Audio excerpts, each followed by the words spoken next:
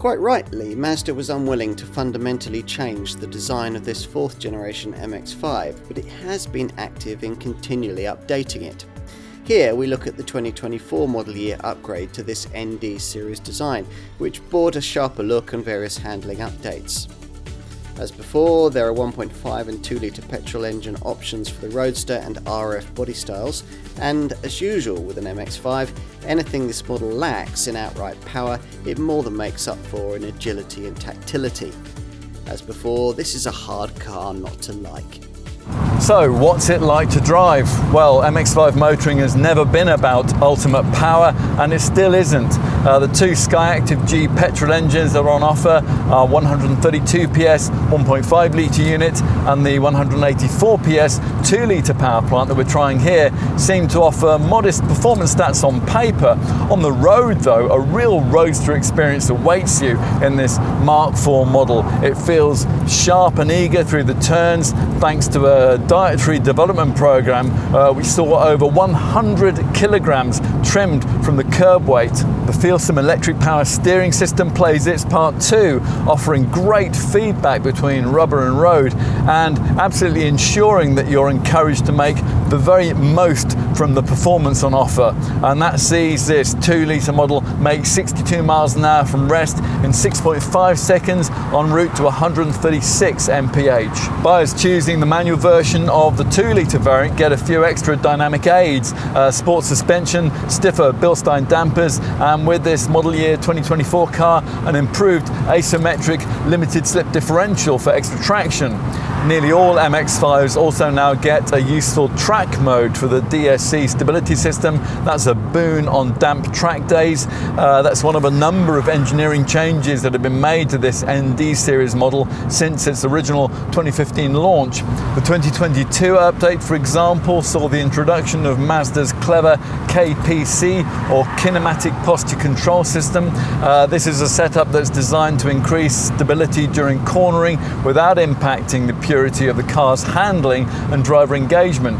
KPC applies a very small amount of brake force to the inner unloaded rear wheel during cornering, and the resulting brake force pulls the body down and suppresses body roll to provide more reassuring cornering. So it's so subtle though that the MX-5's engaging handling remains unpolluted. You don't really need any of these handling aids though to have fun in this car. Indeed, when it comes to the suspension, the suppler setup of the 1.5 litre models could be said to be arguably preferable. The wonderfully incisive short shift Skyactiv MT 6-speed manual transmission, there is now no longer actually an automatic option, is another key contributor to the whole experience, and that's just as well because you're going to be shunting this stubby old gear lever around the box quite a lot to get the most out of those revvy little engines. These are also quite frugal. The 2 litre unit we're using here records 41.4 miles per gallon on the combined cycle and 153 grams per kilometre of CO2. For the first time since the launch of the 4th generation model in 2015, the MX-5 has had an exterior styling update as part of the 2024 model year changes, mainly to the lights. Now we're going to brief you on that in just a moment. Essentially though, really nothing is too much different here. It's short, low and wide. This Mark IV ND series design has from the start been the most compact MX-5 ever made actually. For us, it's also the best looking example of the breed, with perfectly balanced proportions and beautiful detailing that conveys motion even at a standstill. As usual with this model, there are 2 body styles on offer, this classic soft-topped Roadster and the alternative folding metal-roofed RF variant. Either way, the emotive shape has more aggression in 4th generation form than was previously the case, and a greater sense of energy too, but you would always still recognize this as an MX-5. The design still is true to the classic Roadster principles of a long bonnet, a rear set cabin and a short tail. Of course, as usual, what's more important here is the stuff that you can't see. In this case, a structure which, thanks to Mazda's clever weight-saving Skyactiv chassis and body design, has reduced the curb weight by over 100 kilos. And that makes this generation model the lightest since the original Mark I version. with a new headlight design, now seamlessly combining with the daytime running lights. They previously were housed rather more strikingly as vertical slashes in the lower bumper. Retaining the same slender shape, the new LED headlights feature redesigned lens signatures to give a more distinctive look. On this soft top variant, the light roof mechanism plays its part in the trimmed curb weight, of course.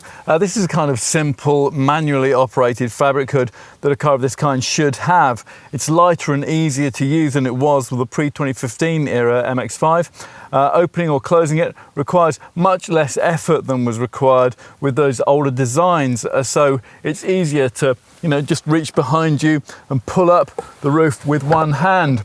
And that's a process that really only takes a few seconds. If that is too much effort though, the metal folding roof of the RF, the retractable fastpack version, does the job in 13 seconds at speeds of up to 6 miles an hour.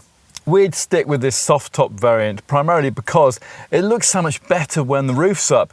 It's powerful and assertive, with aesthetics aided by the way that to further emphasize the driver-focused cockpit-style cabin, the A-pillars, the windscreen header, the door mirror trim and the seat back bars, they all match the dark shades of the ultra-lightweight cloth hood. When conditions allow you to retract the roof again, it stows neatly into a compact space in front of rollover hoops, which are separated by a clip-on wind deflector. The whole effect further streamlines the MX-5 silhouette. Time to take a seat behind the wheel, where more changes with this 2024 model year car become evident. If you happen to be familiar with earlier versions of this ND series MX-5, the first one of those that you'll notice is a replacement of the old 7-inch Mazda Connect infotainment screen with this much larger central display. There are lots of little detail changes too though, minor updates to the instrument cluster, the addition of a new pair of USB-C ports and a redesigned frameless rear view mirror with a slimmer mount. Plusher variants like this one here now get stitched synthetic leather finishing for the center console and also for the dash panel. And this top Homura model now gets grippy Recaro sport seats too. Otherwise, it's as you were. Now, the challenge when this Smart 4 design was first created back in 2015 was to keep the MX-5's traditional ergonomic simplicity, but to match it to modern levels of quality, equipment, refinement and comfort. Does it all work? Well, broadly, yes, although folk over familiar with the offerings of Colonel Sanders will find the compact dimensions do take a bit of getting used to as they adjust to the close proximity of the center console, the door trim and the sides of this narrow footwell here. You quickly get the whole Mazda Jinba Itai driver and car as one thing, the way the driving position has been created to make you feel a part of this MX-5. We also like the satin chrome finishing now used on the circular air vents and on the door handles, and also the way that the exterior body colour flows elegantly over the door. It goes without saying that this Homura model's bespoke Recaro seats feel great, but even the standard chairs wrap around you nicely with cushions supported on netting instead of the usual metal springs, and that allows Mazda to reduce weight and seat the driver's hip point closer to the road. True to sports car tradition, there's a stitched leather-trimmed short-throw gear shift lever with premium leather on a grippy 3-spoke steering wheel that thankfully feels great and also now adjusts for height and for reach too.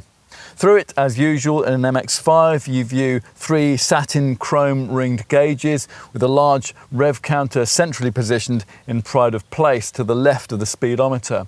Earlier we mentioned the updates to this instrument cluster here. There's a new black lacquer base colour, a new font for the digits and a sleeker rev counter needle.